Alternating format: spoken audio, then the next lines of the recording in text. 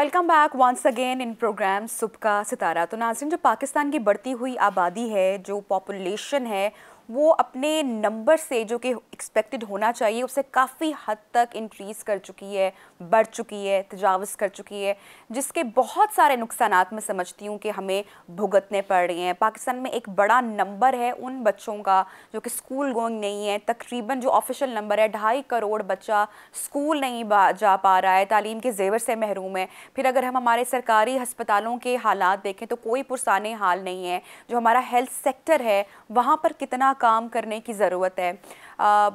Women empowerment की हम बात करते हैं, बहुत बात करते हैं, बहुत सारे सेमिनार्स होते हैं कि हमारे मुल्क की जो ख़वातीन हैं उनको स्ट्रॉन्ग होना चाहिए, लेकिन अनफॉर्चुनेटली बात ही हो रही है डोमेस्टिक वायलेंस में आज भी हम नंबर 1 या नंबर 2 पर मौजूद हैं।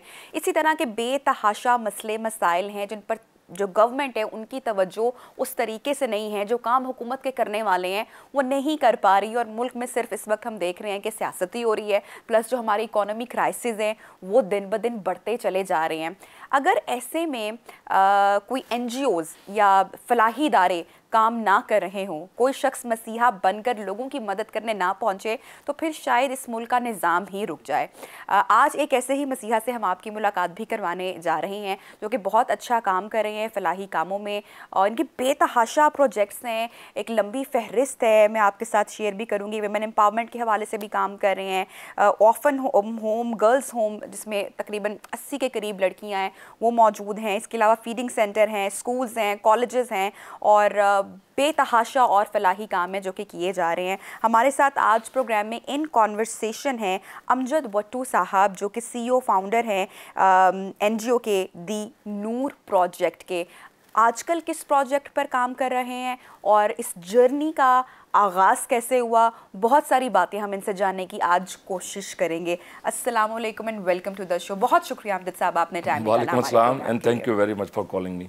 अच्छा अमजद साहब, सबसे पहले तो मुझे बताएगा कि आपकी जो जर्नी थी उसका आगाज़ कैसे हुआ? क्या आपने ऑब्ज़र्व किया हमारी सोसाइटी में इस महरूम तबके को लेकर? सबसे पहले मैं ना अलिफ TV का शुक्रिया अदा करूँगा, वो इसलिए कि जो सोशल इश्यूज़ को वो उजागर कर रहे हैं, जिन पे वो लोगों की रोशनी डाल रहे हैं, वो बड़ी अहम है। तो उसी सिलसिले की ये कड़ी है। जब मैं लंदन में था तो वहाँ पे वर्क एंड पेंशन डिपार्टमेंट के अंदर मैं काम कर रहा था। हर वो काम जो यहाँ इस्लामी फ़लाही रियासत में होना चाहिए था वो सारे वो कर रहे थे। तो लकीली मुझे वही करने का मौका मिला। मसलन एक जॉबलेस है तो उसको जब तक नौकरी नहीं है तो उसको जॉब सीकर अलाउंस मिल रहा है। एक माँ है उसके पास उसका मियाँ नहीं है तो उसके सिंगल मम बेनिफिट मिल रहे हैं।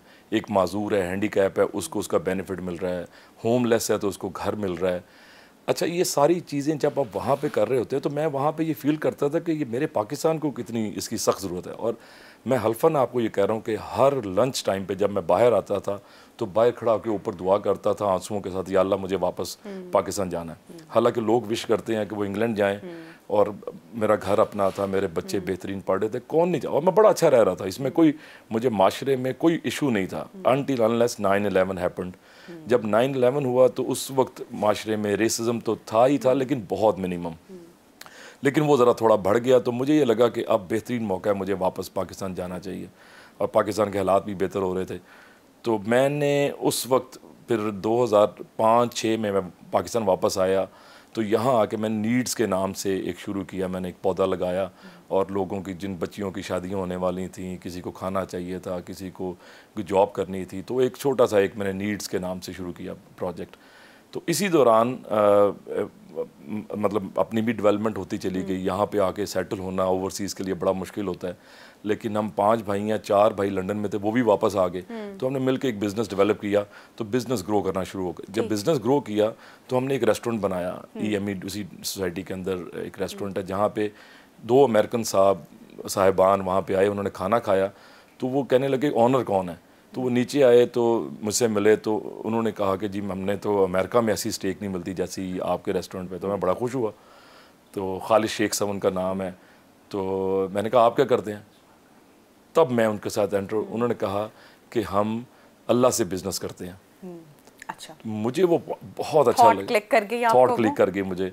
तो मैंने कहा वो क्या, उन्होंने मुझे नूर प्रोजेक्ट का कार्ड दिया कि विज़िट करें आप हमें आगे। तो रायबंद रोड पे जी आपके इसी स्टूडियो से तकरीबन 5 मिनट की मसाफत के ऊपर एक राय पे जगह थी जहाँ पे एक छोटा सा स्कूल था 50 बच्चों का, एक दस्तरखान था जहाँ पे 100-150 लोग रोज़ाना खाना खाते थे और 40-50 फैमिलीज़ को राशन जाता था, और 2 टेक्निकल क्लासेस थी जब वो पढ़ा रहे थे। ठीक। तो मैंने जब देखा तो मुझे आइडिया इतना अच्छा लगा, मैंने कहा ये सारे काम वो हैं जो मैं लंदन में कर रहा था। Then we shook hand, Khalid sahab he is the founder, I am the founder of the Noor project. We are fully registered in America, fully registered in Pakistan. हमने फिर सोचा कि किराए से हम मूव करें ताकि कल को हमें कोई हिला ना सके, तो हम खालिकाबाद गांव है जो EME की बाउंड्री के ऊपर है, वहाँ आके हमने एक 2 कनाल का पुरानी हवेली ख़रीदी जहाँ पे गाय भैंसें बंधी हुई थी। आज माशाल्लाह उस 2 कनाल से हम एक पूरी कंपाउंड के अंदर जा चुके हैं जहाँ पे अगर मैं गिनवाना शुरू करूँ तो शायद हम ये अब कहते हैं कि कोई भी साइल किसी भी ज़रूरत के तहत वहाँ पे आ जाए, अगर वो ज़रूरतमंद है तो वो वापस नहीं जा सकता। मसलन उसको खाने की ज़रूरत है, उसको राशन मिलेगा, उसने वक्ती तौर पे खाना खाना है तो उसको दस्तरखान वहाँ पे है। ग्रामर स्कूल है जो किसी LGS किसी बीकन हाउस से कम नहीं है। वो जब आप आएंगे, आप विज़िट करेंगे तो आप देखेंगे आपकी टीम विज़िट कर चुकी है। तो नूर ग्रामर स्कूल है, फिर टेक्निकल स्कूल है जिसमें 500 बच्चे हैं, आधी बच्चियाँ हैं हमारी बड़ी बेटियाँ जो घरों में काम करती हैं, उनको टेक्निकल एजुकेशन सिखाने के बाद अपनी एम्प्लॉयमेंट एजेंसी उनको जॉब लेके दे रहे हैं। ना सिर्फ एजुकेशन के हवाले से आप काम कर रहे हैं, स्कूल और कॉलेजेस का भी आप तस्करा कर रहे हैं, बल्कि उसके साथ साथ ख़वातीन को स्किल देने की भी कोशिश की जा रही है कि उनके पास एक ऐसा स्किल मौजूद हो कि वो इंडिपेंडेंट हो सकें अपनी लाइफ में, या ज़िंदगी में कोई चैलेंजेस या मुश्किल हालात आ सकें तो उसका मुकाबला कर सकें। बिल्कुल ऐसे ही है। देखें, आप क्या कर सकते हैं किसी इंसान की ज़िंदगी में तब्दीली के लिए? आप उसको सबसे पहले, उसको पेट है, भूख लगती है, और कुरान के अंदर बार बार कहा गया कि भूखे को खाना खिलाना है। तो शुरू वहाँ से करते हैं हम लोग कि गरीब आदमी को सबसे पहले क्यों अपने बच्चों को से काम लेता है? कोई नहीं चाहता कि उसके बच्चे घरों में काम करें, जलील हों, ख्वार हों। हम बहुत ज़्यादा ये बेतरतीबियाँ देखते हैं लेकिन उस पर बात नहीं करते हैं हम लोग। लेकिन हमने बातें करने से बेहतर ये सोचा कि अपनी शमा जलाएं। वो शिकवा ज़ुल्मत शब से तो कहीं बेहतर था, अपने हिस्से की कोई शमा जलाते जाते। तो हमने उनको उन्हें कहा जी आप राशन हम आपको देते हैं, हम इनको तालीम देते हैं, यही बच्चियाँ कल को आपका सरमाया बनेंगी। वो पढ़ लिख के आज माशाल्लाह अगर एक बच्ची मेकअप का सीख लेती है तो किसी ब्यूटी पार्लर में जॉब कर रही है तो 50,000 35,000 उसकी सैलरी, जब वो घरों में 10-15 हज़ार पे काम कर रही थी। अगर कोई बच्ची पढ़ी लिखी है, मैट्रिक किया हुआ है, तो वो 35-40 हज़ार के, वो 50 हज़ार पे वो उनको हम अमेज़ॉन का कोर्स करवा रहे हैं, 2D 3D का कोर्स करवा रहे हैं, वेब डिज़ाइनिंग का कोर्स करवा रहे हैं, ग्राफिक डिज़ाइनिंग का कोर्स करवा रहे हैं, कुकिंग एंड बेकिंग का कोर्स करवा रहे हैं। अच्छा, किस तरीके से ख़वातीन की यहाँ तक पहुँचती हैं जिनका कोई नहीं है? जिस तरह से एक ऑर्फन होम भी आप रन कर रहे हैं और तकरीबन 80 के करीब वहाँ पर बच्चियाँ जो हैं ज़ेर साया हैं, तो किस तरह से रब्ता करती हैं या किस तरह से आपकी जो पूरी टीम है वो इस पर वर्कआउट करती है? ये बहुत बड़ा अलमिया है। मैं तो ये ऐसी जब स्टोरियाँ मेरे पास आती हैं और जब मैं सुनता हूँ तो शायद मैं तो अपने आप को रोक ही नहीं पाता हूँ कि मैं आई हैव गॉट 3 डॉटर्स माशाल्लाह। एक मेरी बेटी मैरिड है और अब उसकी बेटी हुई है, तो I became Nana as well. तो मैं जब अपनी नवासी से भी, अभी तो सिर्फ 10 दिन की है, तो उससे भी बातें जब कर रहा होता हूँ तो मैं उसको कितनी मोहब्बतें और उसको दुनिया की हर आसाइश देने के लिए निकल पड़ता हूँ। अपनी बेटियों के लिए मैं सारी आसाइशें लेकर निकल पड़ता हूँ।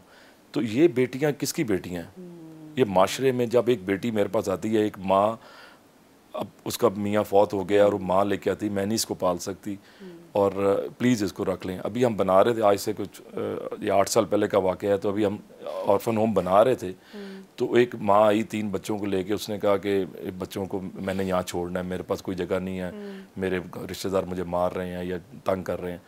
तो हमारे अभी बन रहा, तो हमने सिर्फ उसे कहा कि थोड़े दिन ठहर जाएं। नहीं, मैंने आज छोड़ के जानी। तो हमारे पास जगह ही नहीं थी, हमने उसे रिफ्यूज़ कर दिया कि आप हफ्ते बाद आ जाएं। अगले दिन जाके उसने वो बच्चे नहर में फेंक दिए, बेटियां, वो दोनों मर गई। अब हमारे दिल में, मतलब मैं तो आपको सीरियसली नहीं बता सकता कि ये इस तरह के वाक़या सुनाते हुए खुद डर लगता है, लेकिन वो किसकी बेटियां थी, वो किसका कसूर था? श्योर 8 साल पहले का आपने तस्करा किया और आए रोज़ इस तरह के वाक़यात आप भी देखते होंगे। जिस तरह के मैंने भी इस सेगमेंट के आगाज़ में भी कहा कि इकोनॉमिक क्राइसिस भी इतना ज़्यादा बढ़ चुका है और लोगों के हालात बहुत अभी इस वक्त बदतर हो चुके हैं। जब आप आए रोज़ इस तरह की कहानियाँ, इस तरह की स्टोरीज़ को देखते हैं, तो नींद आती है आपको, या कहते हैं ना कि दिल पत्थर का हो जाता है एक बार देख देख के, या क्या एहसास होता है जब लोगों की महरूमियाँ इतने करीब से देखते हैं? हर रोज़ देखते हैं हमारे सेंटर पे। मैं आपको इनवाइट करूंगा आपको दोबारा कि आप आएँ, आके देखें। हर रोज़ देखते हैं। अब तो मैंने ये कह दिया हुआ है कि कोई ख़ुदकुशी करने से पहले एक दफ़ा नूर प्रोजेक्ट ज़रूर आए। उसका लोन है, उसका कोई इलाज है, जितना मर्ज़ी बड़ा इलाज है हम करवाएंगे वो। उसको कोई बच्ची की शादी करनी है, हमारे पास आए। ये जो मैंने एक वाक़या सुनाया, 80 बच्चियाँ, 80 वाक़यात हैं। बिल्कुल, सबकी अपनी अपनी कहानी कैसे कोई है, आप अपनी बेटी को, है। आप अपनी बच्ची को सेंटर पे छोड़ के जा सकते हैं? गो के हम उनको बहुत अच्छे तरीके से डील कर रहे हैं। इवन देन कैसे आप अपनी औलाद को, है ना, कितनी तकलीफ का आपको मुझे कोई ब्लैंक चेक दे और कहे अपना बच्चा मुझे दे दे, हम देंगे? तो कितना बड़ा एक वो उसके ऊपर अजाब होगा कि वो बच्चे को जबर करके अपनी बेटी को वहाँ छोड़ के जा रहे हैं। और आपकी इतला के लिए पिछले 8 साल से जो बच्चियाँ 7-8 साल की हमारे पास आई थी, आज उनमें से कल 14 बच्चियाँ नेशनल हॉकी स्टेडियम से सिलेक्ट हुई हैं अंडर 14 पाकिस्तान के अंदर। बहुत खूब। अच्छा, अभी आपका जो एक और प्रोजेक्ट इन प्रोसेस है, आप लोग उस पर भी बहुत अच्छा काम कर रहे हैं। Noor memorial hospital is in process, कहाँ तक पहुँचा है ये, और कौन कौन से लोग इसे फैसिलिटेट हो पाएंगे इन फ्यूचर? अच्छा, मैं ये बताता चलूँ कि नूर प्रोजेक्ट के इर्द गिर्द 35-40 छोटे बड़े गाँव हैं और सोसाइटियाँ तो बहुत बड़ी हैं। बहुत बड़े बड़े लोग वहाँ पे रहते हैं माशाल्लाह। EME सोसाइटी, जुबली टाउन, टेक्स society, canal view, LD avenue 1, बहुत माशाल्लाह करोड़ों रुपए के घर बनाते हैं। लेकिन कभी शायद कम ही हम लोग देखते हैं। हमारे साथ वाली दीवार के साथ एक कच्चा मकान भी है जहाँ पे एक बेटी को वो बच्चा पैदा करने वाली है, उसको ना न्यूट्रिशन मिल रहे हैं, ना वो रास्ते में जाते। हॉस्पिटल, जिना हॉस्पिटल आज से 25-30 साल पहले बना था, एक ही सरकारी हॉस्पिटल जो आखिरी वो बना था, उसके बाद प्राइवेट हॉस्पिटल। अच्छा, प्राइवेट हॉस्पिटल में CSR है, वहाँ पे बाज़ लोग फ्री इलाज करते हैं, लेकिन इतनी बड़ी लाइनें हैं, इतने मुश्किल वो उनके पास जाना उनका है कि वहाँ तक पहुँचते बच्चियाँ रक्षों में पैदाइश करती हैं। तो हमने ये देखा क्योंकि ये हमारा वॉकिंग डिस्टेंस पे है, इन लोगों के लिए आसानी है और हर चीज़ यहाँ से मिल रही है।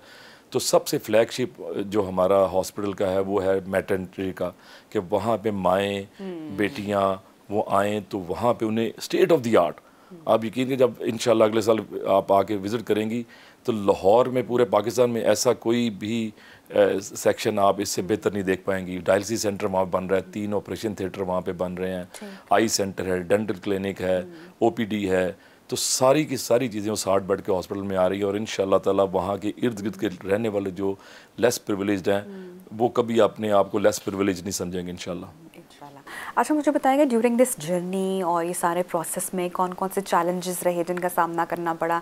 आई एम श्योर जैसे बहुत सारी कहानियाँ आपने देखी हैं, उसी तरह बहुत सारी मुश्किलात का भी सामना करना पड़ा होगा।